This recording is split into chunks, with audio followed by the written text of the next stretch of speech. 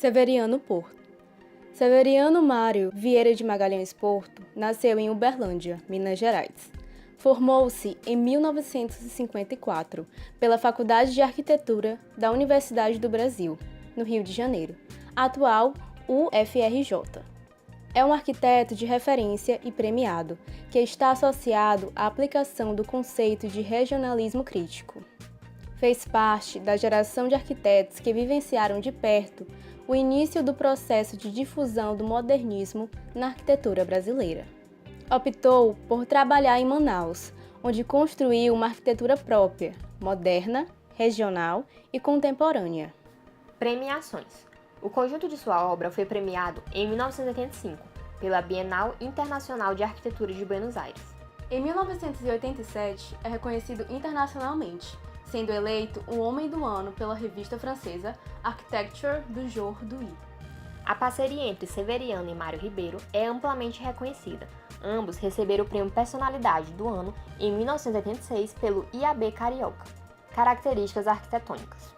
Teve uma educação de acordo com os princípios modernistas, mas na sua mudança para a Amazônia demonstrou uma atenção especial pelo contexto local.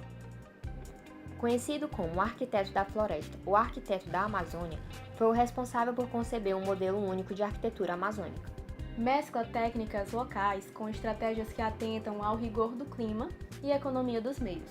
Destaca-se pelo seu lado tectônico, mas é menosprezado pela preocupação social que evidencia. Influências. Uma de suas maiores influências foi a arquitetura japonesa, e ela se manifestou através da utilização de madeira em seus projetos e a integração com o meio. Sobre os arquitetos japoneses, o próprio Severiano disse: além do conhecimento, eles têm a sensibilidade em relação à natureza e fazem uma integração do projeto com o meio ambiente. Suas construções em madeira faziam referências às construções nativas dos indígenas e caboclos, e nesse sentido, identificam-se mais com o contexto cultural da Amazônia. Arquitetos que Severiano admirava: Lelé, Oswaldo Bratic, Kenzo Tange e Tadao Ando. O período mais ativo da sua obra é entre o final dos anos 1960 e os anos 1990.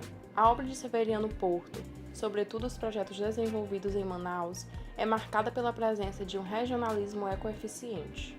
O regionalismo ecoeficiente é a utilização da ecologia como economia de meios que permite uma boa adaptação local, no sentido de uma aplicação sempre renovada dos princípios de conveniência e economia tradicionais da cultura local amazonense. O regionalismo crítico reclamou uma maior atenção à arquitetura vernacular de cada lugar e às suas tradições construtivas e culturais, procurando uma conciliação entre a cultura universal e local. Sistema construtivo. Embora Severiano utilize diversos sistemas construtivos, as suas estratégias de adaptação ao local são mais efetivas quando utiliza sistemas construtivos de madeira. Obras de destaque: Estádio Vivaldo Lima, construída em 1965 em Manaus. Aldeia Infantil SOS, construída entre 1985 e 1997 em Manaus. Restaurante Chapéu de Palha, construído em 1967 em Manaus. Campus da Universidade do Amazonas, construído entre 1970 e 1980 em Manaus. Residência Recife, construída em 1971 em Manaus. E a Residência Robert Schuster, construída em 1978 em Manaus.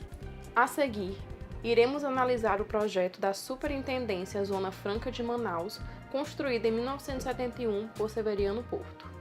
A sede da SUFRAMA foi projetada pelo arquiteto Severiano Porto e está localizada na Avenida Ministro Mário Andreasa, 1424, no Distrito Industrial. O ano do projeto foi 1971. O edifício é composto por 2 blocos, um principal e um anexo, que possuem cota única de implantação.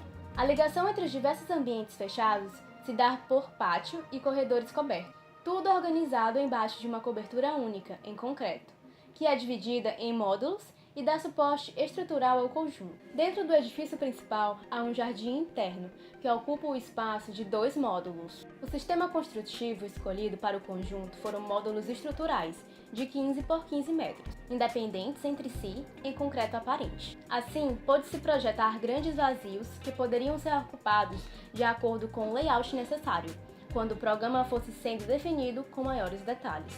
A cobertura é um domo, feito de concreto e coberto com fiberglass na abertura, apoiado nos pilares. Com isso, o aumento da área construída poderia ser feito pelo acréscimo de novos módulos conforme a necessidade. Para sua construção, foi utilizada uma estrutura em concreto, com laje, também em concreto, e vedações em alvenaria e estrutura metálica leve.